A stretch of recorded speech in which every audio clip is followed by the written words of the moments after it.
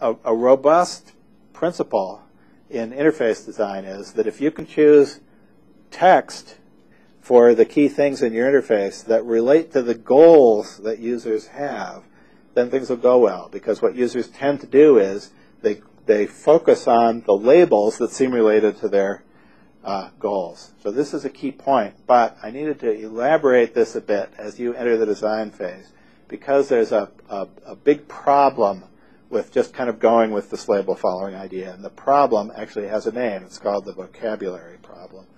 Here's a paper that some of you might want to read about. It's not hot off the press, but it's something that still influences what people have to do in thinking about design problems. And, you know, in a nutshell, the problem is that what's a good word for you to describe something may not be a good word for me. And so it's really not possible as a designer to choose words that are going to seem to everybody. So I'm going to try to, if we were there, we could actually try to enact this, but I'm going to try to do it with words for you. So to make this concrete, suppose we are building a system that allows people to do operations on trees like these. And you can imagine that these might be organization trees. So the thing on the upper left is showing, I don't know, 3 different departments, or actually 3 different people who report to the manager up at the top, people A, B, and E. But B is themselves, they are themselves a manager, and they have people C and D reporting to them. So starting with that tree in the upper left there, you can imagine operating on that tree in a certain way. So moving to the right there, you can see that sort of what's happened is we've gotten rid of B, and we've made C and D report directly to the top node there. Okay. On the other hand, there's another operation we might want to perform on this org chart, which is we might get rid of B, C, and D altogether. Maybe they got moved into another department or something like that. Okay. So here are 2 operations on organization charts, and maybe you're going to be giving the world an organization chart editor, and one of your problems is going to be, or 2 of your problems are going to be, how am I going to label these operations? What am I going to call the operation that's shown going from left to right? And then what am I going to call the different operation that starts with the same tree but produces the one there on the bottom? Well, if we were to do the experiment, the way that would work would be, I would actually maybe have half the class leave the room, and I would show them the left to right operation up there, and they'd say, come up with a good label for that. And I'd collect all those labels. Okay? Then I'd have those people come, I'd have you leave the room, and the other group that was out of earshot come in, and I'd show them the top to bottom operation there. And say, here's an operation on an organization chart. What do you think we should label that? And I'd collect all those labels. So 2 things would happen, both of which are troubling.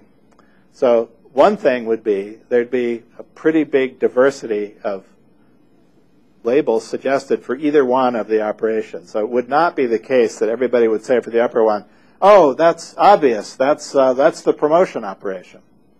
Okay? You're not going to get that. You're going to get a range of different things. But more troubling, what you'd find is that the same words would show up on both lists. That is, words that some people thought were really a good way of describing the left to right operation, other people thought was a really good way of describing the top to bottom thing. And this shows up all over the place, and you can't beat it. So what does that mean? It doesn't mean you shouldn't worry about how you're going to label things or what cues you're going to provide, but it does mean that you have to be realistic in what you can expect of yourself in doing that. And in particular, this is one of many things in user interface design where extended argumentation is just not productive. This is not the sort of thing where if I argue hard enough, I'll convince you that promote really is a good name for that operation. It's just not that kind of question. Footnote, there aren't very many questions in user interface design that it is worth having a lengthy argument about. It's worth collecting data sometimes, but you're not going to be able to settle many of these things by argumentation. That's something to keep in mind as you move into the team phase. It also means that rather than always thinking, well, I'm going to make this interface work by labels that people are going to understand, thinking about making an interface work by showing things is something that's often something you want to consider. And this is, in fact, one reason why screens on Amazon, for example, or Facebook, for that matter, are so full of stuff. It's better for typical users to put all the stuff on the screen where people can see it, and so they know, oh, I want this, it's right here, rather than saying, okay, I'm going to have a much simpler screen, and there's going to be a label that says something like friends, right?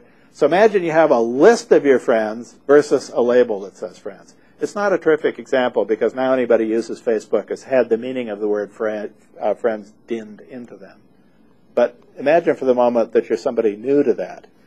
If you see a list of your friends, it's obvious what's there, and if you're trying to get one of the friends, it's obvious how you get them.